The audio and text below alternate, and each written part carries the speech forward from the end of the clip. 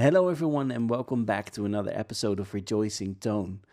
Today, I wanted to discuss a subject that we're all dealing with from time to time: anxiety.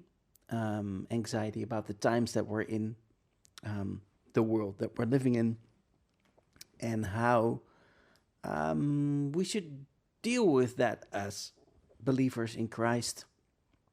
And I wanted to encourage you, um, and also just share my thoughts about the whole, um, you know, the whole subject. um, so we know that we are living in the last days. Everyone who pays a little bit attention knows that's true. Um, we don't know how long exactly it's gonna last. For all we know, the rapture could happen any second, but it could also happen next year. We don't know. Um, but I do believe it's soon. However, what are we doing in the meantime? How do we deal with what's going on in the world and how that affects us? Because here's the thing: we still have our flesh, and our flesh is um, it has two sides. One of it is pride, right? And I can do this. I can do that. But there's another aspect of the flesh, and that is anxiety. That is worrying about the future, which basically means you're doubting God's provision and God's perfect timing for things, um, and that in itself, that doesn't come from the new man. That comes from the flesh as well, and this is what we're dealing with. What we're dealing with most, actually. If you have come to the end of yourself, and we do that many times in our lives, then the pride thing, it still happens, but it's not as prevalent as the anxiety thing that the flesh has. It's more prevalent, especially in a time when there are serious worries about the future, about where things are going. And that's just normal. And it's also what the Bible describes. In Revelation 3,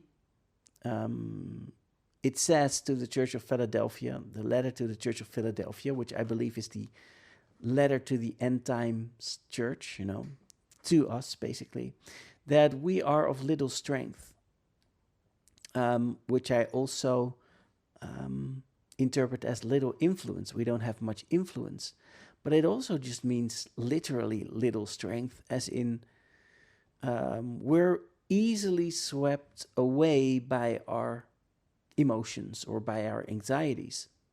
And there's nothing, Jesus says nothing about that. He doesn't say you shouldn't be. He also doesn't say, don't worry, that's going to change. He also doesn't say, I salute you for that. He doesn't say it's bad. He doesn't say it's good. He just says that you have not denied my name. He says you are of little strength, but you've not denied my name. And guess what? That's what it's about. It's not about the first part, what I just said. It's about the second part. The first part is just a description. This is who you are in the end times. I have no judgment on that the fact that you are of little strength. Because when you are of little strength, I can be your strength. Okay? And that is the message that Jesus has for us, for the end times church. And so every time you feel anxiety, this is something we can remember then, that Jesus says to us, yes, it's true, you are of little strength, but you have not denied my name. And therefore, I will keep you from the hour of temptation that will come upon the whole world. to try them that dwell upon the earth, them who is not you. I will keep you from that, because you have not denied my name. And that is, so he's basically saying, you have faith in me, and that's all that matters. So, and it's a prophecy. It's a prophecy that the end times church will be of little strength, which means that they're worn down. They are worn down by the world around them, but also by their personal lives as well. They're worn down. So if you feel worn down, don't sweat it. Don't think you failed or something, because it is very good to provide the saints with their inheritance and to say, Jesus is our inheritance. Jesus is our fullness. He fills our cup. Abide in him. Renew your mind with the gospel. Preach the gospel to yourself. Thank Jesus for his salvation for you. Renew your mind, right? And know what your inheritance is. Know that all that is of Jesus is of you too, because Jesus shares his inheritance with the saints. All that is what we're supposed to do to our brothers and sisters, but that doesn't mean that if a brother or sister says, today I'm just exhausted. Today I just have too much anxiety. I can't deal with it anymore. If you then say, well, apparently you haven't preached the gospel to yourself today, or you haven't, that's not what we're supposed to do. And it's also something that you're not supposed to say to yourself if you feel anxiety. What you can do when you feel anxiety is say to Jesus, Jesus, today I feel anxiety. I can't help it. My flesh is worried. I know that you have me. I know that I have nothing to worry about. But nonetheless, I feel the anxiety, and I would gladly give it to you, and fill me with your assurance, and help me trust in your provision. And that's perfectly fine. Don't feel that you have failed in your spiritual growth once you feel anxiety, because everyone feels anxiety from time to time, and in difficult times we feel it a lot of the times, and Jesus knows that, and he doesn't think down on you because of that. In fact, it is a sign that you are not of this world. It is a sign that you belong to Jesus. And that's also why he says, you are of little strength, but you have not denied my name. Okay? Now the but says, is sort of, I say something, but there is an exception to it, or there's something that is important to mention that gives the statement that I just made another direction. But I also believe the two things are related, as in that having little strength means, in the end times, means that you are of Jesus. I really believe that it is a description of the end times church. It's not a judgment. It's neither a positive judgment nor a negative judgment. It's a description of who you are in the end times and who we are in the end times. And Friday I posted a community post where I said that we shouldn't take the church, because that was basically the gist of it. We shouldn't take the church and how far the church is in its spiritual growth as an indicator of when the rapture could happen. And it's exactly because of this. Because I do not believe that there will be a day before we get our glorified bodies where we're not of little strength. Because this is what the end times church is. We are of little strength, but Jesus is our strength. And that means that we have that we have an answer to our anxiety, but our anxiety is going to be there from time to time. And the answer is going to be there too. And so one day we'll feel less weak than other days. Sometimes we feel really assured, but oftentimes we feel the anxiety and we feel the assurance at the same time. These two things often go together. In fact, sometimes one thing leads to another. When you feel anxiety, you turn to the Lord gives you comfort, and you experience both at the same time.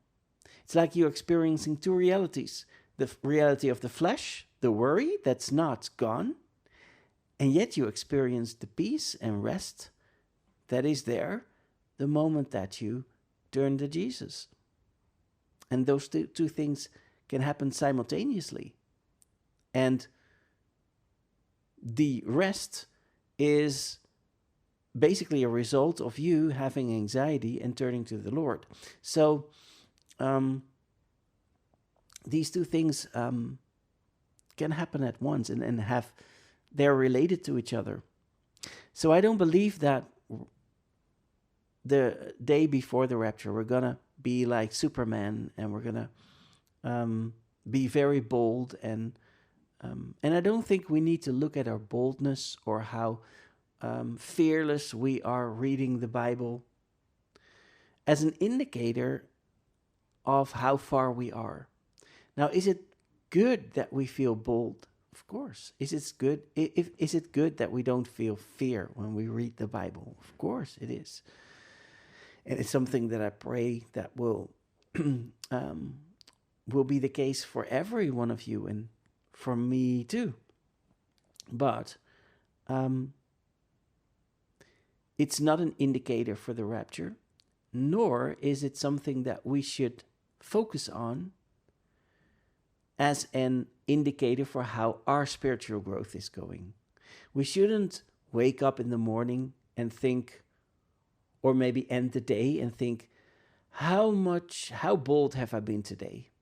Or how fearless was I today when I read the Bible? How many doubts did I still have in my mind? How many accusations of the enemy did I still find in my mind today? And if there are too many, then my spiritual growth is not ready yet. And if it's not ready yet, God is waiting for me to spiritually grow before the rapture can happen. That's not, I am absolutely sure, that's not true. We are not supposed to look at ourselves, because that's what's going to happen. You're going to look at yourself again. And once you do, there goes your spiritual growth out the window. Don't look at yourself. Don't measure yourself. Don't measure your condition. If you're feeling anxiety today, don't measure it and say, that's just too bad. Yesterday I thought I was showing growth spiritually, and today I feel like a mess. So apparently, a lot of work needs to be done. No. You are of little strength, says Jesus. And I believe that's going to be until the last second before the last trump will sound. And then you will be transformed. And then you will be bold. Then you will be fearless. Then you will be glorified. But not before. And I'm not saying this because I want to, because I've had a pretty hard time posting the post that I did Friday. many of you maybe aren't aware of my my internal processes when it came to that, and also with making this podcast too today, and that is because it is in response to a brother's post, or two actually, but not actually one in particular, and I don't think that he meant it this way, that we should look at the church as how far are we going along with our boldness and our fearlessness. But it's something that you can read into the post. And that is because I do disagree on, I don't believe that, I believe there's a refreshing at the end, but I believe that the refreshing is already here. It's something we experience today already. And the refreshing is because we understand the word more clearly. We speak the word more clearly. And it's because, this brother that I'm talking about, he is one of the vessels that God uses for that. So, and this is, so it's, in fact, it's not a critique, actually. It's a compliment. I think that, I'm talking about brother David, of course, David Benjamin. I think that David doesn't realize that the refreshing that he's talking about is something that he has been used by God. God used him as a vessel, basically, to bring that about. And I believe it's here. I don't believe it's tomorrow or next week or maybe next year. I believe it's today. This is why the rapture can happen any moment. Even though the Bible doesn't even say there's going to be a refreshing before the rapture. This is how David thinks that's going to be. And I do agree with it, but I believe it's now. That's probably the difference. But I when I read that post by David, I had the feeling like, yeah, so, if you say that, so I read in the comments that people are more bold and read the Bible more fearlessly. And then you say God is preparing something, but we're not there yet. That is implying that it's basically now upon our spiritual growth. That's, what's going to decide when the rapture will happen. And on the other hand, what the apostate church does, how far they're along with their apostasy. And I do not believe that both are factors that will determine when the rapture is. Personally, I believe that the rapture is a set date for God. I believe that God has already, from the beginning from the foundation of the world, made the choice or determined when that moment will be. And God determined that already because of foreknowledge, and he arranged all things so that it would perfectly fit within the time window. But the Bible does not say which things need to occur before the rapture happens.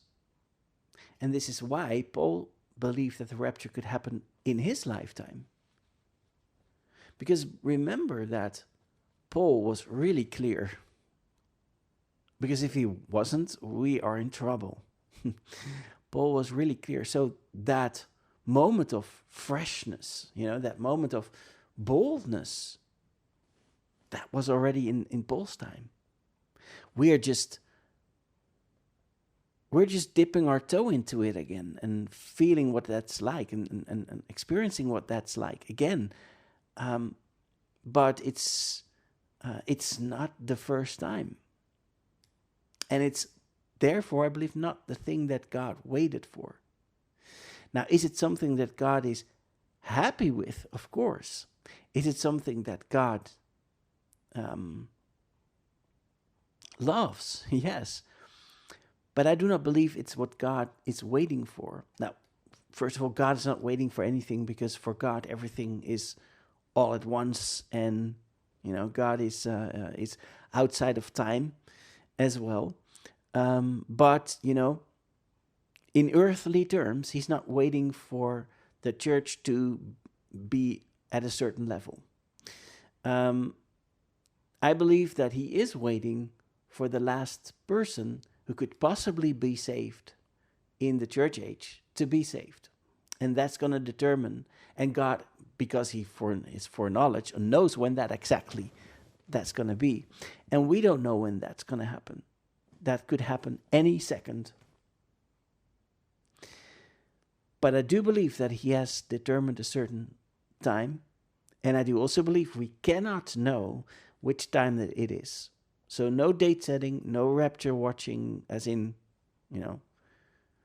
are we in the season or not? We're always, we are in the season, and we have been in the season for quite some time now. And we're not going out of the season until we're raptured, basically. But there's no point in date setting. But what I want to say is that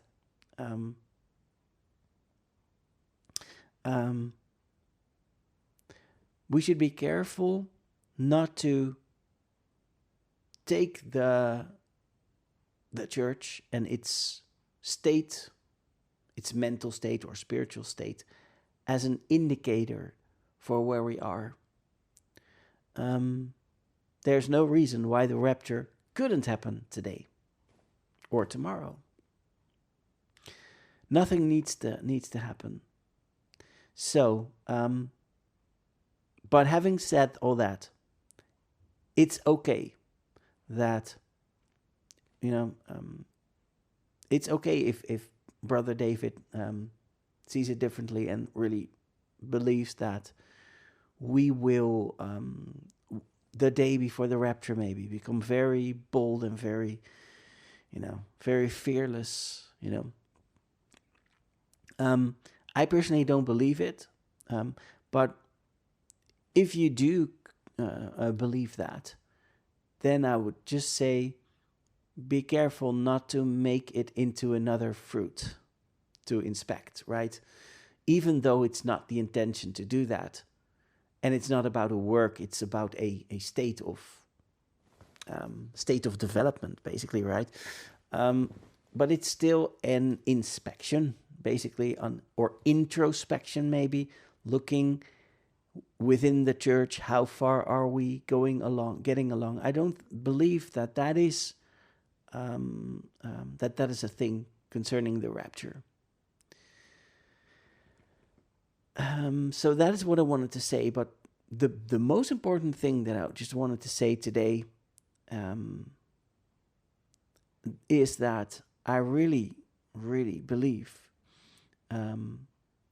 that our anxieties that we feel because of what's happening in the world or because of what's happening in our personal lives, these things are not working against us. They're working for us. God is using them for us. And they're not something to be ashamed of. They're not a relapse. They're not an indicator that the rapture can't happen today. They're not an indicator that there's a lot of work to do. They're not an indicator that you have failed. And there is no condemnation for any brother and sister who feels the anxiety or is worn down and just says, please, Jesus, come quickly. There's nothing wrong with that either. It's just that when you're in that state, just be honest. Don't lie to yourself or to God that that's not what you're feeling. If it's what you're feeling, then it's what you're feeling. And then just give it over to the Lord and ask Him to be your strength, and He will be your strength. Okay, and you might not feel it immediately, but you will feel it eventually, maybe tomorrow. And yes, the anxiety will come back. But don't feel guilty when you have that, or don't feel discouraged when you have that. It's just what Jesus said would happen. The end times church would have little strength. And that means that a lot of things can cause us to, to worry. And don't feel bad about it. Feel encouraged that Jesus is, be encouraged that Jesus is your strength, and you don't have to do it. You can just give it over to the Lord, and He will help you. He will, until the day of redemption, and that could be today or tomorrow. And to Brother David, I want to say, I really, really appreciate your work and the books that you have written and are still writing, the website that you're making, and everything. I wanted to say that. I wanted to end it that way because I might disagree on this part. And maybe I have misunderstood you. That's also possible. Maybe I just read it the wrong way. But it doesn't matter, because I really, it's not a primary issue. And what's most important is that a lot of the things that Brother David has done is really edifying the church, and it's really helping people to grow spiritually. He did that with so many videos and so many books that he wrote, and is still writing today, and so I wanted to end with an appreciation to Brother David, and I want to thank you for listening, and until next time.